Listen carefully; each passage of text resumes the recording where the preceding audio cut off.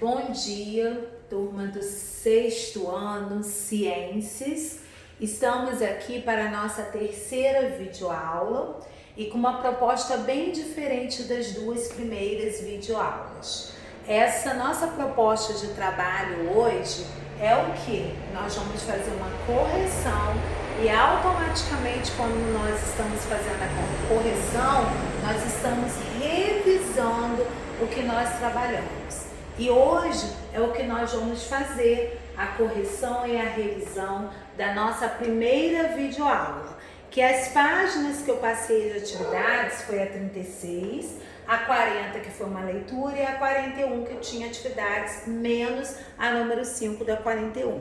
Então, a partir de agora a gente vai estar sempre fazendo assim, né? Uma semana nós vamos estar com conteúdo e a outra semana nós vamos estar com uma correção e uma revisão. Então, aluno ou aluna, é muito importante que vocês estejam assistindo as nossas aulas, que vocês estejam fazendo as propostas de atividades que nós colocamos lá, de acordo com cada videoaula. Vocês têm um cronogramazinho também a ser seguido, para que quando nós estivermos voltando com revisão, né, com correção, vocês estejam com todas as atividades já prontas, até para tirarem dúvidas também quando nós estamos fazendo a correção. Então é o que nós vamos fazer isso. Vamos lá na página 36, né? E a nossa número 1 fala de acordo com o modo de obtenção de alimentos, em quais categorias os seres vivos podem ser classificados. Bem, os seres vivos nós vimos que eles podem ser classificados em 3 categorias: produtores, consumidores e decompositores. Explique como os seres vivos de cada grupo citado na questão anterior obtêm alimentos. Então vamos ver como cada um obtém o seu próprio alimento. Os produtores, como nós sabemos, produzem o próprio alimento. Os consumidores alimentam-se de outros seres vivos ou de parte deles. E os decompositores alimentam de organismos mortos ou de resíduos deixados pelos seres vivos. Bom, vimos que nós temos 3, né, categorias. E essas 3 categorias, cada um obtém de um modo, tem, né, dividido o seu próprio alimento. Na 3, observe o esquema e responda. Então, pede para ver quais são as informações que o esquema nos fornece a respeito da alimentação desses seres vivos. Então vamos lá, vocês têm uma tabelinha no livro de vocês. A orca se alimenta do pinguim imperador, este que consome o grilo, que por sua vez alimenta-se de algas unicelulares, que são produtores. 4. Qual a importância das bactérias e fungos nas cadeias alimentares? Bom, gente, as bactérias e os fungos nós chamamos de seres decompositores. Então, ao se alimentarem de organismos mortos, como nós vimos aqui, né, resíduos deixados, então, ou restos deles, os decompositores impedem seu acúmulo nos ecossistemas e liberam nutrientes para o solo. Esses nutrientes podem ser aproveitados pelos seres vivos produtores. Então, tá aqui a nossa questão, né? Vamos lá. O 5. Observe a cadeia alimentar e responda. Nós temos aí na 5 dizendo planta, lagarta, sapo e coruja. Então, vamos ver na 5. Olha aqui. Quantos níveis tróficos existem nessa cadeia alimentar? 4 níveis tróficos, né? Vamos lá. B. Qual é o ser vivo produtor dessa cadeia alimentar? O ser vivo produtor é a planta. C. Quais são os seres vivos consumidores dessa cadeia alimentar? A lagarta, o sapo e coruja. Esses 3 aqui são os seres vivos consumidores dessa cadeia alimentar. E aí vamos relembrar o que são consumidores? São aqueles que se alimentam de outros seres ou de partes deles, né? A D. Que seres vivos estão ligados a todos os organismos dessa cadeia alimentar, mas não foram representados? Os decompositores, que são quem? As bactérias e os fungos, tá? Que não foi representado. Então vamos lá. 6. Represente uma cadeia alimentar com os seres vivos, indicados abaixo. Una com as setas. Eu fiz aqui a minha cadeia alimentar, né? E que vocês podem estar verificando, indicando as setrinhas de cada um, tá? Então aí vocês vão ver aí o esquemazinho que eu fiz da minha cadeia alimentar. 7. Analise o esquema e faça o que se pede. Bom, no livro de vocês já tem esse esquemazinho. Identifique os seres vivos que ocupam o primeiro nível trófico. Explique por que eles ocupam essa posição. Bom, eu coloquei as árvores e gramíneas. Por quê? Porque são seres produtores, ou seja, eles produzem o seu próprio alimento, né? Os seres produtores são, então, árvores e gramíneas. B. Quais organismos são consumidores primários e secundários? Bem, ali eu vi que primários eu tenho o gafanhoto, o mocó e o periquito.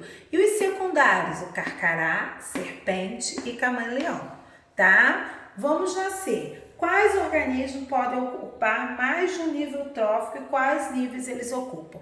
A serpente pode segundo e terceiro níveis tróficos e o carcará que segundo e terceiro níveis tróficos.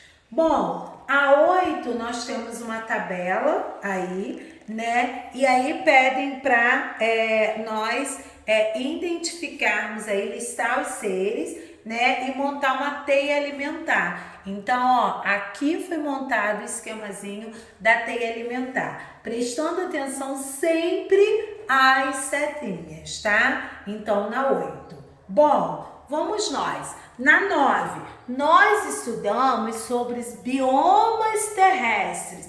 E aí na 9, eu vou ler características e vocês vão ver se os biomas que vocês colocaram estão adequados a cada característica. Vamos lá, possui estações do ano bem definidas, as folhas da árvore caem no outono, floresta temperada. B, localiza-se na região ártica, sua vegetação compõe-se de plantas pequenas, a tundra. C, é o bioma de maior biodiversidade, é quem? A floresta tropical. D, é um tipo de campo com extensas áreas cobertas de gramínea, a pradaria. E, caracteriza-se por gramíneas altas, arbustos e árvores esparsas. Então, nós temos a savana. Tem baixa umidade, vegetação escassa ou ausente, deserto. E eu encontro em regiões frias e composto principalmente de coníferas, a taiga. Então, aqui nós vimos os biomas terrestres, que nós estudamos lá na nossa primeira videoaula. Bom, a número 10, tá? Eu falei com vocês que eu quero no caderno que vocês vão escrever o que vocês pesquisaram ou se foi, né, de espécie animal ou uma planta, vão escrever o nome, vão colar ou desenhar a figura e vão escrever em cima desses 2 pontos que está aí na página 36. Bom, na nossa página 40, nós lemos sobre os sons dos ecossistemas, né? Tem um texto sobre os sons dos ecossistemas. E na página 41, nós vamos verificar agora as atividades. Que característica dos ambientes é tratada nos 2 textos? O som. Nos 2 textos está falando sobre o som. Dê exemplos de informações que os estudos apresentados podem fornecer sobre os ecossistemas. O estudo dos sons permite verificar o estado de preservação do ecossistema, as espécies que o habitam e o equilíbrio da biodiversidade. Então, olha quanta coisa, né? Muito legal, os sons nos permitem verificar. Bom, 3. O autor do texto 1 afirma que a ecologia acústica ajuda a avaliar a saúde de um ecossistema. Explique essa informação com suas próprias palavras. Aí eu coloquei: o estudo do som permite avaliar se o ambiente sofre impacto das ações humanas e o grau de preservação e equilíbrio da biodiversidade. Bom, se você colocou direcionado também a esse, a sua questão também está correta, tá bom? 4. Por que é importante realizar estudos sobre os efeitos da ação humana no ambiente? Esses estudos permitem determinar o grau de impacto ambiental em um ambiente, podendo promover propostas de ação para a sua conservação.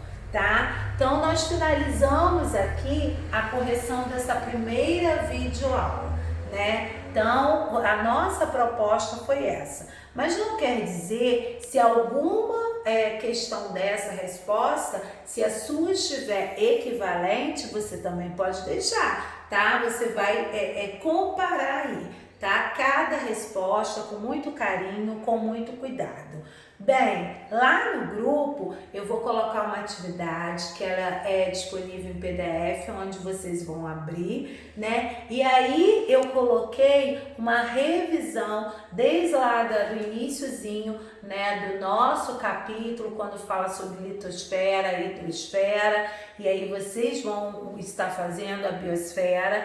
Falei sobre uma atividade que fala sobre biomas e também sobre o interior da Terra, quando eu vou falar sobre crosta, quando eu falo sobre núcleo, quando eu falo sobre manto, que foi na nossa segunda aula. Vocês vão copiar, né, com muito capricho, tudo aquilo no caderno de vocês, vão responder o que foi de marcar, vocês vão marcar ou circular, vão responder com todo carinho, que numa próxima aula a gente vai dar continuidade para terminar o nosso capítulo 2. Mas numa próxima aula a gente vai estar continuando, vamos fazer a correção da segunda videoaula e dessa atividade também que vocês vão fazer hoje no caderno. Fiquem com Deus, qualquer coisa só chamar, estamos às ordens. Até a nossa próxima aula.